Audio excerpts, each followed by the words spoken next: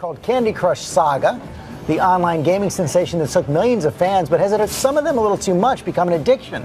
ABC's Rena Ninen takes a look. It's become an addiction many are finding hard to break. I was hooked right away. Mary Hilton can't stop playing Candy Crush. She's so into it, she's already on level 245, and it's taken me a year to get there. It's simple. You swipe the candy in any direction to match and crush 3 or more of the same pieces. 45 million people play Candy Crush each month.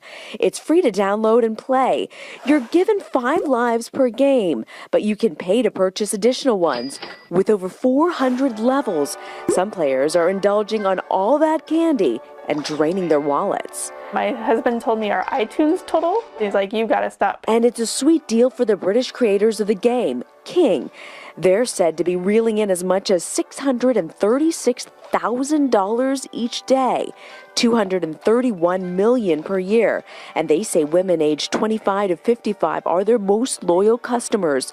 Every time you reach a certain level, or you get a sense of satisfaction. We're listening to music, which is very soothing as we're playing it. We hear a male voice that's giving us all this positive reinforcement. Denise DeAndre finds it impossible to step away from the game. Well, I was on vacation in Cancun, and I'd find myself leaving the pool to go back to the room, and I would sit there and I'd be playing Candy Crush, trying to get to the next level. So is this sweet tooth game as addictive as gambling? Waiting for the payoff. That's the same thing that happens with gambling. But the game's creators say 70% of their users finish the game without spending a dime.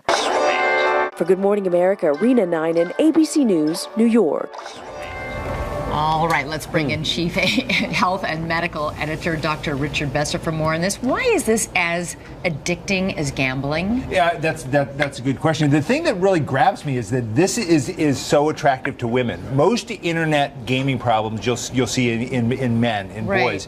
But here, whether it's the voice or the colors or the look or the fact that it's not so violent, you're seeing women hooked on this. And increasingly, we just heard 25 to 55 years old are their most loyal customers. 45 million people play this game every month? Yeah, it's incredible. One of the big questions is it a true addiction?